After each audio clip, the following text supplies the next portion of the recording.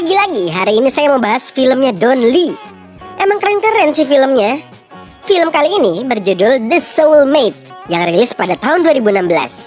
Selain disajikan dengan adu otot yang gahar khas Ma Dong-seok, kita juga disajikan drama keluarga dan cinta yang harunan menghangatkan. Belum lagi persoalan soal balas dendam, bahkan hingga arwah gentayangan. Pokoknya film satu ini kayak nano-nano deh pokoknya. Rame rasanya. Jadi daripada kelamaan, yuk mari gasken. Alkisah hiduplah seorang polisi muda bernama Tae-jin. Sebagai seorang personil penegak hukum, Tae-jin amat tekun dalam menjalankan tugasnya. Bahkan bisa dibilang terlalu tekun. Jiwa muda dan keluguannya membuatnya menjadi seorang polisi yang jujur dan penuh semangat.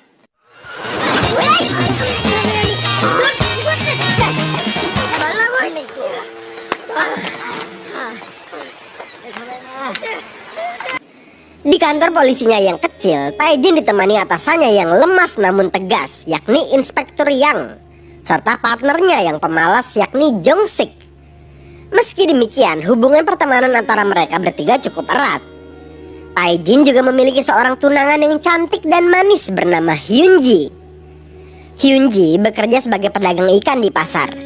Hyunji seringkali kesal karena Tae-jin sering terlalu mendalami pekerjaannya sebagai polisi dan jarang memikirkan keselamatan dirinya sendiri. Tapi mau bagaimanapun, Hyunji tetap amat sayang pada Tae-jin.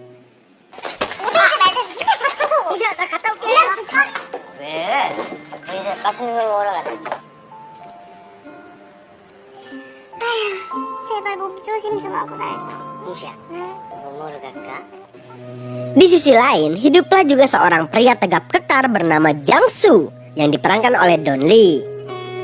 Meski memiliki fisik yang lebih prima daripada pria pada umumnya, Jang-soo adalah orang yang cuek dan tidak suka mencampuri urusan orang lain.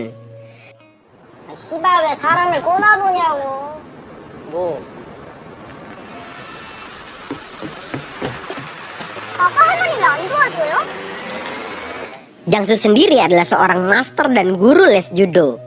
Namun sayangnya dojonya terhitung sepi. Di sana hanya ada beberapa murid serta asistennya yang kurang cerdas bernama Bonggu.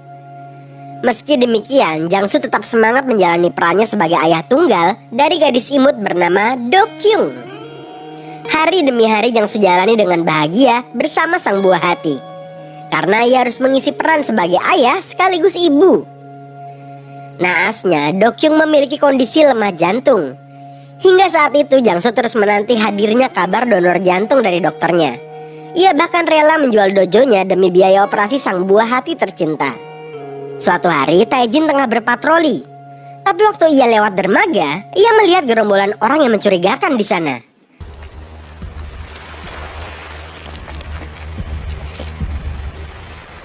Dengan penuh semangat, Tae-jin langsung berusaha membuntuti mobil van hitam tersebut. Ternyata mobil van tersebut adalah milik Jang-soo. Tae-jin langsung memberi Jang-soo segudang pertanyaan. Namun Jang-soo malah bingung. Ia menjelaskan kalau van itu ia gunakan untuk mengantar jemput murid dojonya. Tapi Tae-jin tetap tidak percaya. Jang-soo pun mulai kesal menanggapi polisi rese satu ini.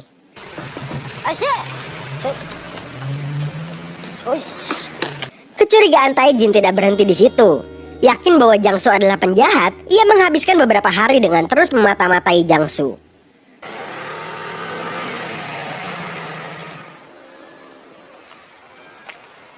무슨 일이세요? 예? 너 그리고 차 건들기만 해. 혼날 줄 뭐 하는 거야, 이 새끼야? Suatu hari, Tae-jin melihat Jang-soo mengantarkan Do-kyun sekolah. Tapi begitu ayahnya pergi, Do-kyun bukannya masuk sekolah, tapi malah masuk ke bangunan kecil di samping sekolah. Tae-jin hanya melihatnya dengan wajah heran. Malamnya, waktu Tae-jin tengah jajan di Indomaret, ia sontak kaget melihat klub di depannya. Di depan klub itu berdiri pria mencurigakan yang dulu ia lihat di dermaga waktu sedang patroli. Karena curiga, besok malamnya Tae-jin kembali memantau klub tersebut. Dia semakin kaget melihat ada Jang-soo di sana. Tae-jin pun langsung membuntuti Jang-soo, tapi di jalan ia melihat dua orang pria yang sedang memukuli seorang gadis. Si gadis tampak membuang HP-nya ke semak-semak sebelum ia digiring para pria ke dalam bangunan. Tae-jin lalu mengambil HP tersebut. Esoknya, Tae-jin memberitahu Jong-sik soal video yang ia temukan dari HP wanita semalam. Rupanya video itu merekam kegiatan prostitusi ilegal yang ada di klub tersebut. Malamnya, Tae-jin mendapat telepon dari Jong-sik yang memintanya datang ke suatu tempat. Sementara itu, Jangsu terlihat baru saja membelikan mainan untuk putrinya. Tapi dia kaget karena mobilnya sudah tidak ada. Dan yang ada hanyalah surat pemberitahuan bahwa mobilnya diderek dan disita. Seketika ia melihat Taejin lewat di depannya. Karena mengira Taejin yang menderek mobilnya, ia langsung menyusul si polisi itu. Tak lama kemudian, Taejin tiba di lokasi yang diberikan Jong-sik di sebuah parkiran gelap. Tiba-tiba,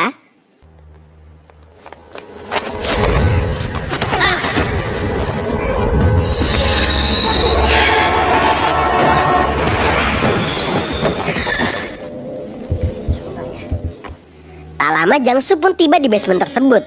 Ia langsung kaget melihat tubuh Taejin tergeletak tak bergerak di lantai. 왜 그래? 어? 뭐야? 전화가? Jong-sik pun tiba di tempat tersebut.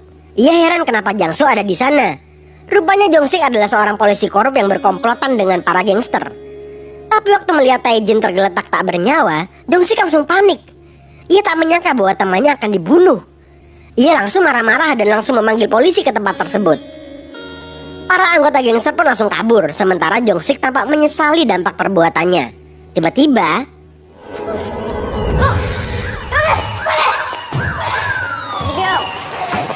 중식이 형 나왔어. Taejin tak menyadari kalau dirinya hanyalah arwah. Ia hanya bisa kebingungan. Sementara tubuhnya dan tubuh Jangsu dibawa ke rumah sakit. Jong-sik tampak kalut bukan main melihat kondisi temannya tersebut. Hyunji lalu tiba di rumah sakit. Ia histeris melihat kondisi kekasihnya tersebut. Dokter menjelaskan bahwa Taejin kini berada dalam kondisi koma dan masih belum jelas bagaimana nasibnya.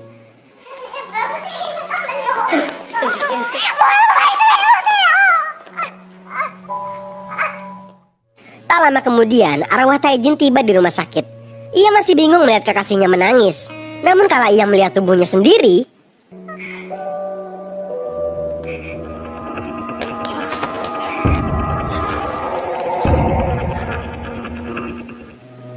paginya Jangsu pun siuman dengan luka di kepala.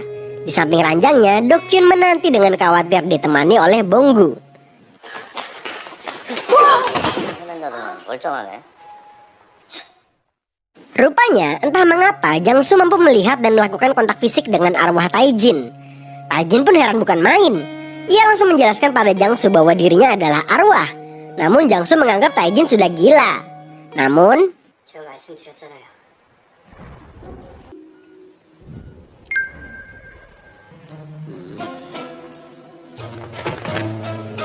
Jangsu lagi-lagi terbangun dengan luka di kepala. Rupanya dari semua orang hanya Jangsu lah satu-satunya yang bisa melihat Taejin. Malamnya Jong-sik mendatangi Hyujin. Jong-sik bertanya apakah Taejin menitipkan sebuah memory card pada Hyujin. Namun Hyujin tidak tahu apa-apa. Waktu Hyujin pergi, Jong-sik menerima telepon dari si bos gangster. Melihat ini Taejin tampak kaget.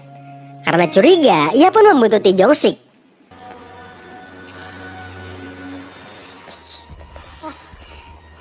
이거 뭐냐 이 새끼야! 좀 무서우니까. Ternyata bos dari para gangster yang sebenarnya adalah Inspektur Yang, yakni atasan Taejin dan Jong-sik di kepolisian.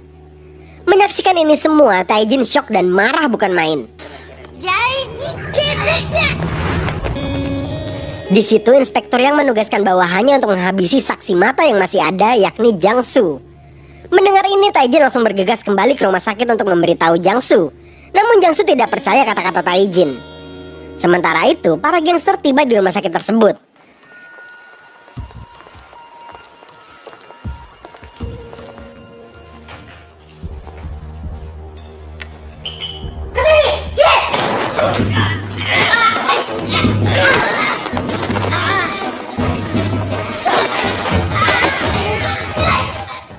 Dengan bantuan arwah Taejin, Jangsu pun bisa selamat dari incaran para gangster hari itu. Malamnya, suster menyerahkan barang-barang Taejin kepada Hyunji yang masih setia menunggu di tepi ranjang Taejin. Di kantung baju Taejin, ia menemukan lembaran formulir registrasi pernikahan. Rupanya, sebelum ia koma, Taejin berniat mengesahkan pernikahannya dengan Hyunji. Hyunji pun tak kuasa menahan tangisnya.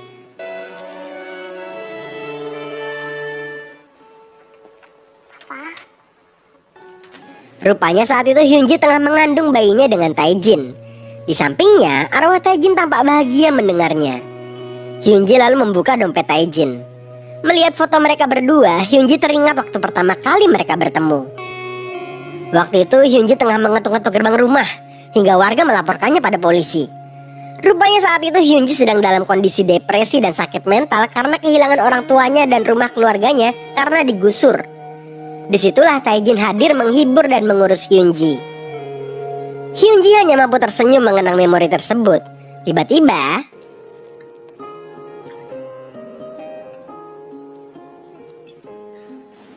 Hyunji langsung menelpon Jong-sik dan melaporkan soal memori card tersebut.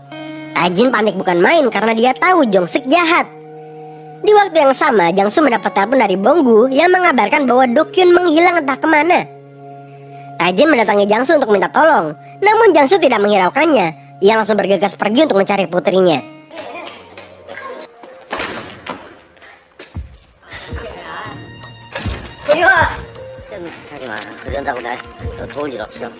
Tiba-tiba Taejin teringat waktu Do-kyun bolos sekolah. Ia pun langsung mengabari Jang-soo soal lokasi tersebut. Dan benar saja, Do-kyun ternyata ada di sana dalam kondisi tak sadarkan diri. Jang-soo langsung melarikan Do-kyun ke rumah sakit.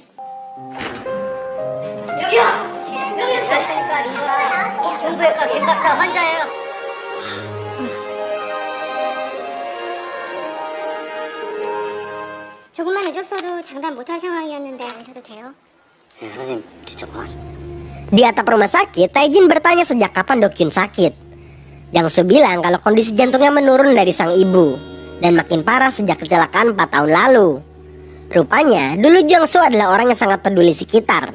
Kala berkendara dengan anak dan istrinya, ia menepi karena melihat ada mobil kecelakaan di depannya. Namun setelah ia menolong pasangan suami istri tersebut,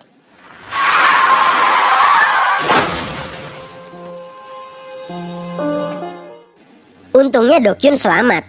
Namun istrinya meninggal di tempat karena kecelakaan tersebut. Jang-soo bilang kalau kematian istrinya disebabkan karena dirinya terlalu peduli dengan orang lain. Itulah mengapa kini dia memilih untuk tidak peduli. Karena untuk apa membantu orang lain apabila keluarganya sendiri saja tidak bisa ia jaga. Sementara itu Hyunji tengah menemui Jong-sik untuk menyerahkan memory card-nya. Dengan gugup, Jong-sik menerimanya dan berpesan agar Hyunji berhati-hati. Melihat itu Taejin murka bukan main. Seketika arwah Taejin tampak sekarat. Di waktu yang sama kondisi tubuhnya rupanya memburuk. Setelah stabil, dokter bilang kalau kondisi Taejin kian memburuk dan bisa mati kapan saja. Mendengar ini Hyunji sedih bukan main.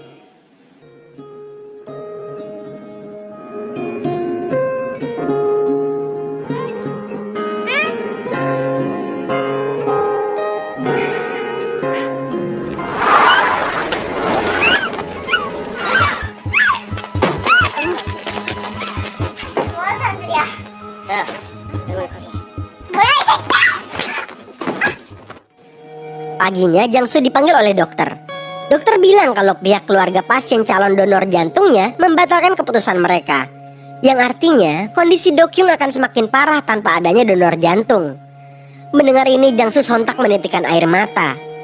Taejin yang mendengarnya pun turut berduka. Taejin lalu mendatangi Jang-soo di atap rumah sakit. Ia bercerita soal Hyunji yang diculik dan memohon pada Jang-soo agar menyelamatkan kekasihnya itu. Namun Jang-soo yang sedang dirundung duka hanya bisa terdiam tanpa berkata apapun. Tapi waktu Taejin hendak pergi, Jang-soo menyusulnya dan bersedia membantunya. Akhirnya Taejin, Jang-soo serta Bonggu tiba di pabrik di dermaga. 내가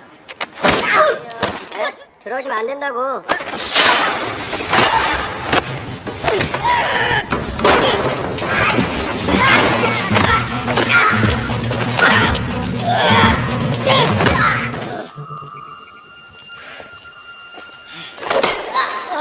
Kelar dari sana, Jang-soo lanjut keluar dan bertemu dengan Inspektur Yang.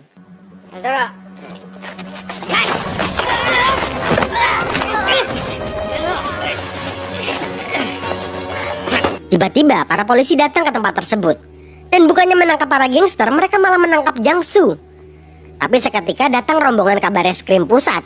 Rupanya mereka mendapat informasi dari Jong-sik soal Inspektur yang korup.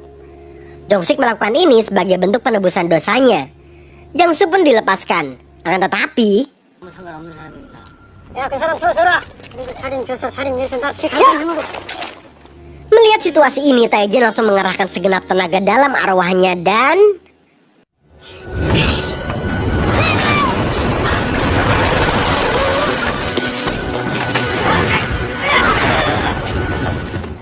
Jangsu dan Taejin pun langsung bergegas ke ruangan gangster. Dan akhirnya Hyunji pun terselamatkan. Setelah itu mereka kembali ke rumah sakit. Di situ Taejin bilang kalau sebentar lagi dia akan mati. Sebelum itu dia minta tolong sekali lagi pada Jangsu. Ternyata Taejin meminta Jangsu untuk menunjukkan hadiahnya pada Hyunji, yakni rumah masa kecilnya yang dulu membuatnya gila. Selama ini rupanya Taejin diam-diam melakukan restorasi pada rumah tersebut untuk dipersembahkan sebagai rumah tinggal keluarga mereka. Jangsu bilang pada Hyunji kalau saat itu Taejin ada di hadapannya. Hyunji pun memejamkan matanya. 이제 가야 할 때가 된 것 같아. 당장 아이한테 내 심장을 주고 싶어. 하지마. 나 없으면 누가 지켜줄게. 가게 문은 누가 같이 닫아주지? 제발 오빠 가지마. 잘 보살펴줘야 돼요.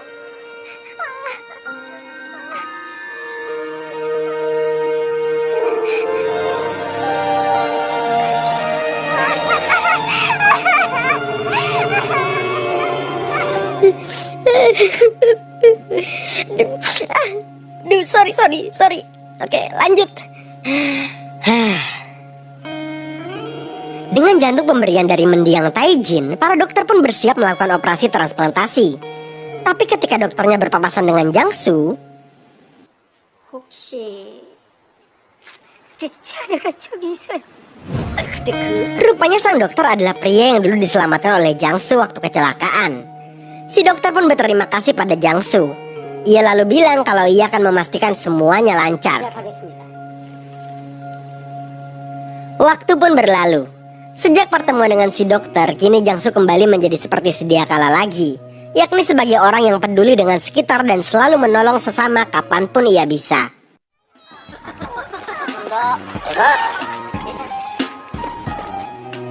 Sementara Do Kyung kini sudah sehat sepenuhnya.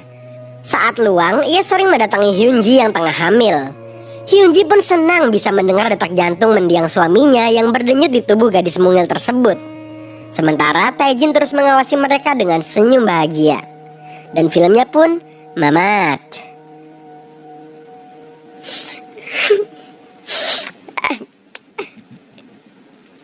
Baiklah. Donli ini emang bener-bener deh ya. Jadi bos gangster bisa, jadi atlet judo bisa, jadi bapak yang penyayang juga bisa. Saya kira awalnya nih film bakal absurd gara-gara ada hantunya, tapi ternyata filmnya tuh ngena banget. Jadi basah pas nontonnya, canda basah. Oke, segitu aja dari kita. Jangan lupa buat share videonya, di like kalau kalian suka, di komentarin kalau ada yang bisa dikomentarin, di subscribe sama nyalain loncengnya kalau pengen nonton paling pertama, dan bye.